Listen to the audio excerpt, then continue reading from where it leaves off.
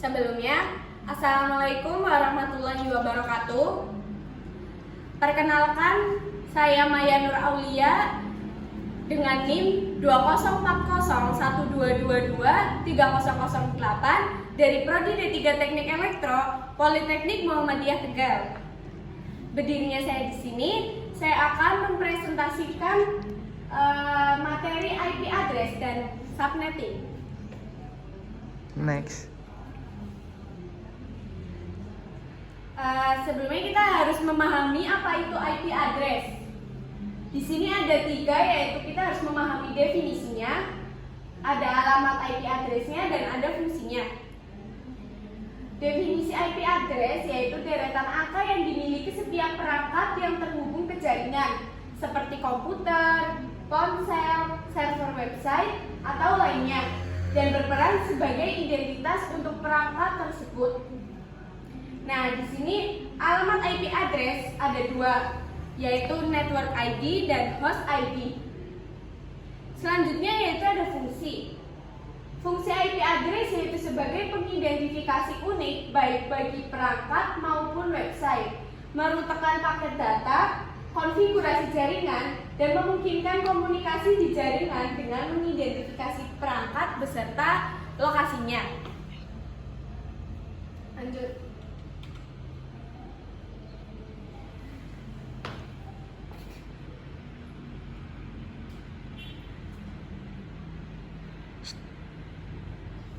Jenis-jenis IP address ada 4.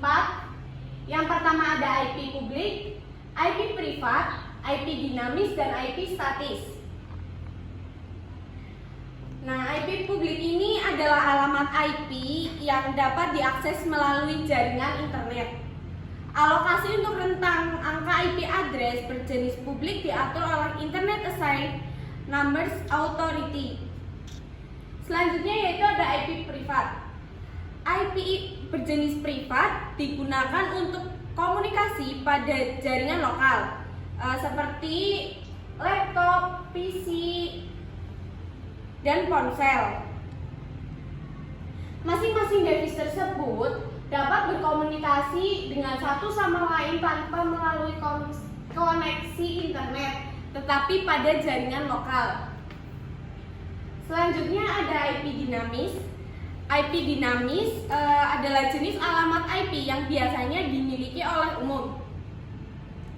Alamat IP ini diberikan oleh penyedia layanan internet secara cuma-cuma, tetapi tidak bersifat abadi. IP dinamis dapat berubah 1 kali setiap minggu, bulan, atau tahun.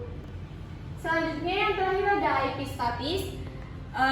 Perbedaan IP statis dan IP dinamis yaitu kalau IP statis itu bisa di-booking, sedangkan IP dinamis itu kita bisa menggunakannya secara bebas.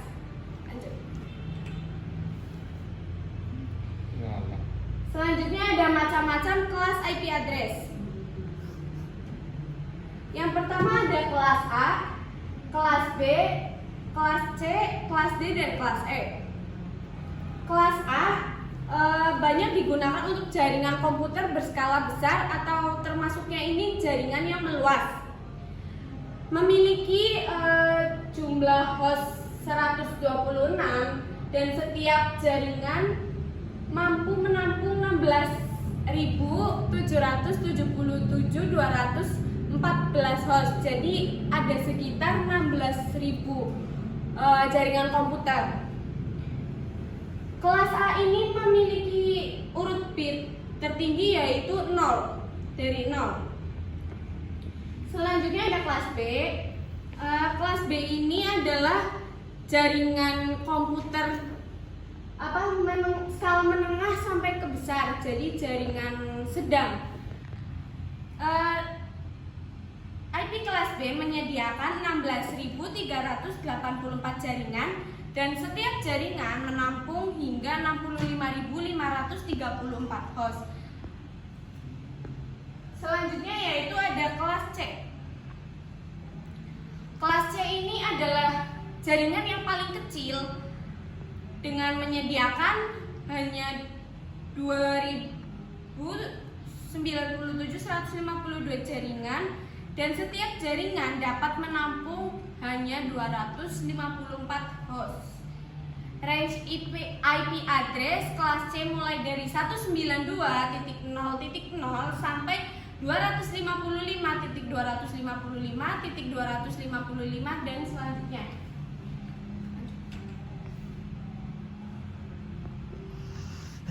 Selanjutnya ada kelas D. Kelas D ini digunakan untuk IP multicast, sedangkan kelas E untuk digunakan sebagai untuk eksperimen atau percobaan.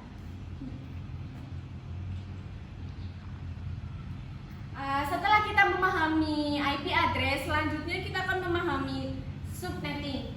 Apa itu subnetting?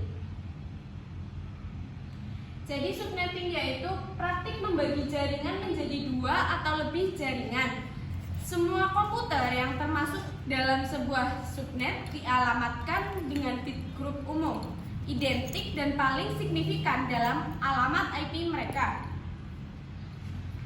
Selanjutnya yaitu ada fungsi subnetting. Ada 4 fungsinya. Yang pertama adalah mengurangi lalu lintas jaringan, sehingga data yang lewat di perusahaan tidak akan bertabrakan atau macet.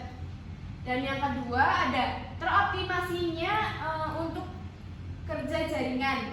Yang ketiga ada pengelolaannya disederhanakan, dan yang terakhir ada membantu pengembangan jaringan ke arah jarak geografis yang menjauh. Selanjutnya. Nah, selanjutnya ada tujuan subnetting. Yang pertama ada membagi satu kelas network atas sejumlah subnetwork dengan arti membagi suatu kelas jaringan menjadi bagian-bagian yang lebih kecil. Yang kedua, menempatkan suatu host apakah berada dalam satu jaringan atau tidak. Dan yang terakhir, untuk mengefisienkan alokasi IP address dalam sebuah jaringan supaya bisa memaksimalkan penggunaan IP address. Nah, selanjutnya ada proses penghitungan subnetting. Proses penghitungan subnetting ada 5. Yang pertama, kita harus menjumlahkan subnet. Kita harus mencari subnet mask dari jaringan tersebut. Kita bisa mencari subnet mask itu dari dari angka yang paling terakhir. Jadi menentukan jumlah subnet yang dihasilkan oleh subnet mask. Jumlah subnet di mana X adalah banyaknya binari 1 pada segmen terakhir IP subnet mask. Jadi rumusnya itu 2X. Dan yang kedua ada menentukan jumlah host per subnet. Nah, jumlah host per subnet sama dengan di mana Y adalah kebalikan dari X, yaitu banyaknya binari 0 pada segmen terakhir IP subnet mask.